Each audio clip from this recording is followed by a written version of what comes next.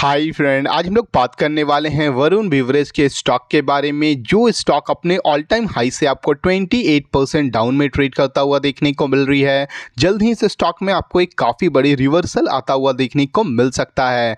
आज की इस वीडियो में हम लोग बात करने वाले हैं कि क्या आपको इस स्टॉक में अभी भी इन्वेस्ट करना है या इसे अवॉइड करना है। सबसे पहले हम लोग कंपनी के फाइनेंशियल पे नज़र डालने वाले हैं, उसके बाद इसके चार्ट पे चल के समझने वाले हैं कि इस स्टॉक में आपको कहां से रिवर्सल आता हुआ देखने को मिल सकती है।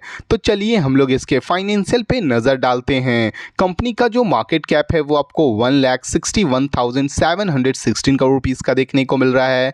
स्टॉक का जो पी रेशियो है वो आपको 50.8 रुपीज़ का देखने को मिल रही है। ROCE की बात करते हैं तो 19.7% का देखने को मिल रहा है। कंपनी का जो बुक वैल्यू है वो आपको 57.9 रुपीज़ का देखने को मिल रही है।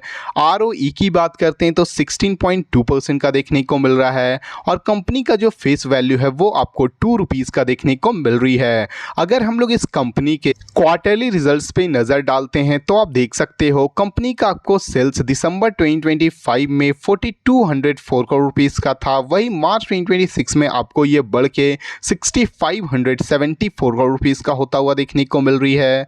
अगर हम लोग इसकी ऑपरेटिंग प्रॉफिट की बात करते हैं तो दिसंबर 2025 में आपको ये 637 करोड़ रुपीज़ का था, वही मार्च 2026 में आपको ये बढ़ के 525 करोड़ रुपीज़ का होता हुआ देखने को मिल रहा है। कंपनी का आपको क्वार्टर ऑन क्वार्टर बेसिस पे सेल्स भी बढ़ती हुई देखने को मिल रही है और कंपनी का आपको प्रॉफिट भी बढ़ता हुआ देखने को मिल रहा है। अगर हम लोग इस कंपनी के प्रॉफिट एंड लॉस स्टेटमेंट पे नज़र डालते हैं तो आप देख सकते हो कंपनी का जो सेल्स आपको दिसंबर 2024 में आपको 20,008 करोड़ रुपीज़ का था, वही मार्च 2025 में आपको ये बढ़ के 21,685 करोड़ रुपीज़ का होता हुआ देखने को मिल रही है।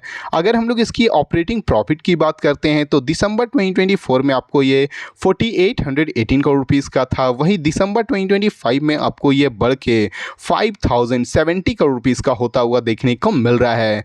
कंपनी आपको प्रॉफिट एंड लॉस स्टेटमेंट में ईयर ऑन ईयर बेसिस पे भी आपको कंपनी का सेल्स भी बढ़ता हुआ देखने को मिल रहा है और कंपनी का आपको प्रॉफिट भी बढ़ती हुई देखने को मिल रही है।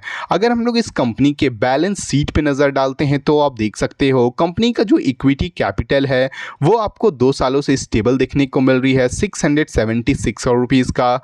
वहीं पर कंपनी की अगर हम लोग रिजर्व्स की बात करते हैं तो दिसंबर 2024 में जो कंपनी का रिजर्व था वो आपको 15,934 करोड़ रुपीज़ का था, वही दिसंबर 2025 में आपको यह बढ़ के 18,902 करोड़ रुपीज़ का होता हुआ देखने को मिल रही है।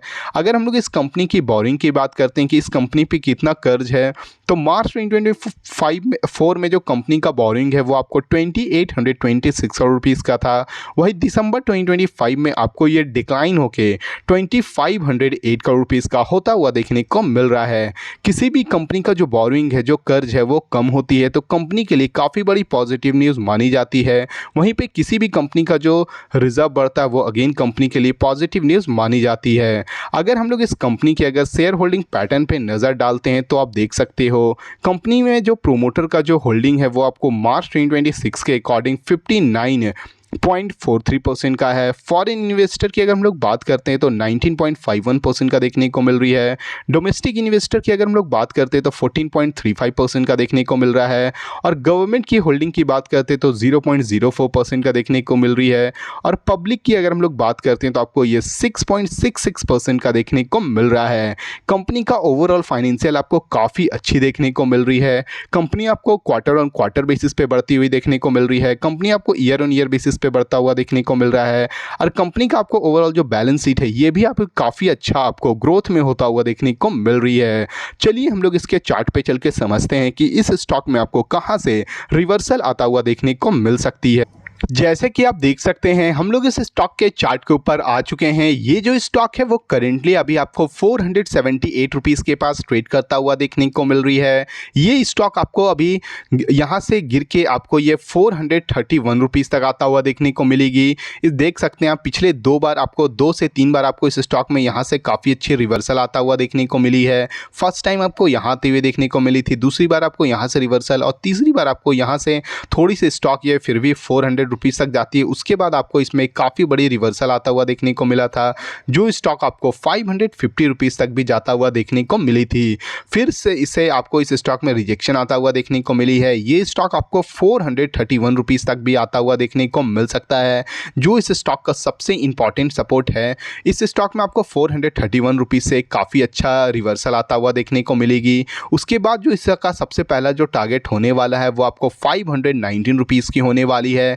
अगर ये स्टॉक आपको 519 रुपीज़ को ब्रेकआउट करती है तो ये स्टॉक अपने ऑल टाइम जो हाई है 680 रुपीज़ तक भी जाता हुआ देखने को मिल जाएगी। ये जो वीडियो वो केवल एजुकेशनल पर्पस के लिए है। अगर आपको इस वीडियो से थोड़ी भी वैल्यूएबल इंफॉर्मेशन मिली हो तो प्लीज़ वीडियो को लाइक और चैनल को सब्सक्राइब करना ना भूलें। Thank you.